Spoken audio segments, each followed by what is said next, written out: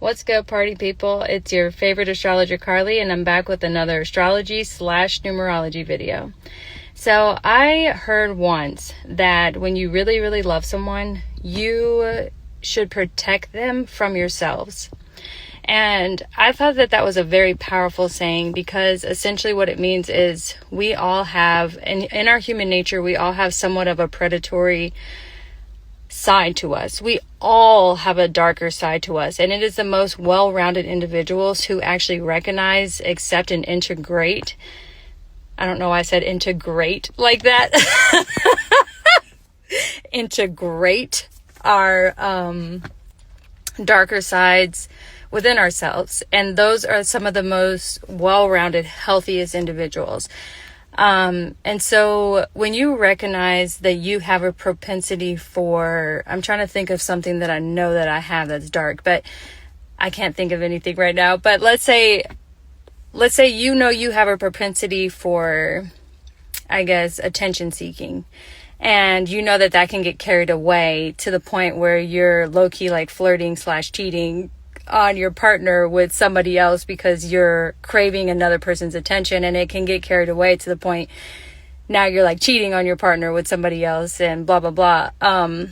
You know what that saying says to me is, like, you know that you have a potential for this side. You know that you have a potential to hurt people in a certain way. And when you truly love someone, you also protect your partner from yourself, which means you don't allow that predatory, that more toxic side to affect your partner's feelings or to affect your partner emotionally. And again, like, I know something I have that's dark. I don't even know how to describe it without sounding like narcissistic, but it's almost like an extreme amount of selfishness. That it's like, I want to do what I want to do at the expense of everyone else. I do not care.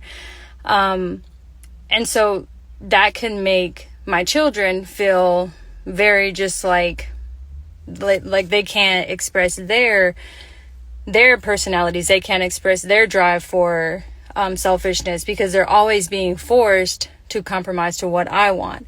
And so that is something I recognize in myself, that even though it's really, really difficult for me, I have to be more considerate of others. I have to be more like, I will do what they want to do because it's what they want to do, not because, like, I'll stop what I'm doing to do what they want to do, even though it's making me cringe on the inside, because I'm trying to protect their self-esteem. I'm trying to protect them from, I want them to recognize that they have the power to do what they want at certain times, if that makes sense. So I'm rambling, but there's a purpose to my rambling.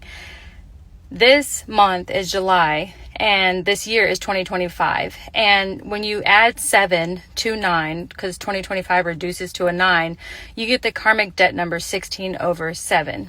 And 16 over 7 is a karmic debt number where there is a debt to be paid when we abuse the power of love.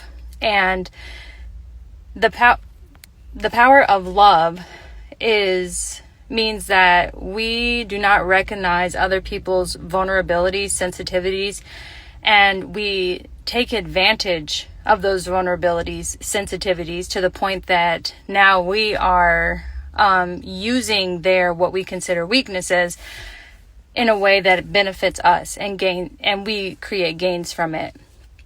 And so karmic debt 16 over 7 can be somewhat challenging, because there is a debt to be paid where now the universe is forcing situations to where now you're the one that's vulnerable.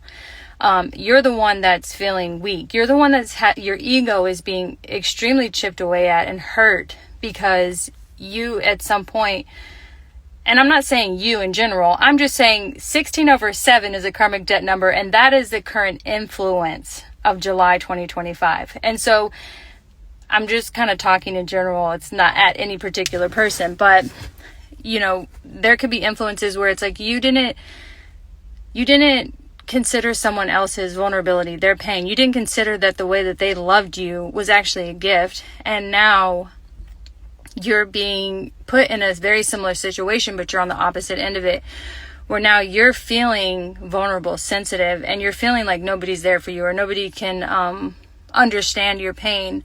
And there is a reason for it. Like, there's a reason for you to feel that, because we all, like, all of us have to be on the opposite end of what it feels like to feel that vulnerability. Because in essence, when we let go of ego and we operate from a sense of love, we start to see human beings as people who need love, who need vulnerability, sensitivity. We start to recognize that when people are open and honest with us and when they love us, that is a major gift, and we need to protect that side in our loved ones. We don't need to hurt them even more, because when we hurt the people we love, we actually end up hurting ourselves in the end. It may take time for you to see it, but when there's somebody that you truly care about and you end up hurting them and they shut off that vulnerability towards you, you will recognize in time that ends up hurting yourself.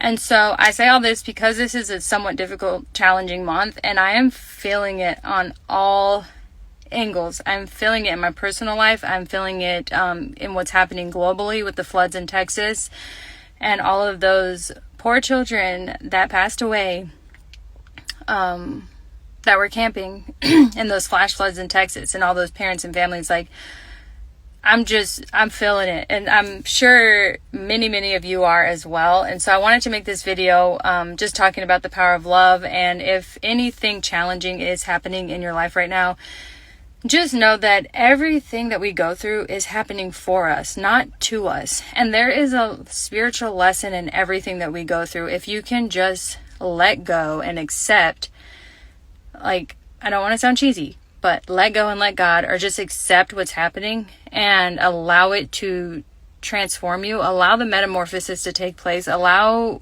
whatever seeds are being planted right now. Like if it's an ego death, like you're letting go of your ego, allow that to just let it go, because the universe is trying to help you evolve and grow into more of a well-rounded individual. So again, like, people who incorporate their darker side are more well-rounded, but also people who incorporate their loving side, their vulnerable side, and their egoless side, they're more rounded. You want to accept all facets of yourself in every way of life. So anyways, here's my spiritual TED Talk for the day, and I hope you guys get through this July 2025 happier, better, healthier, wholer than before.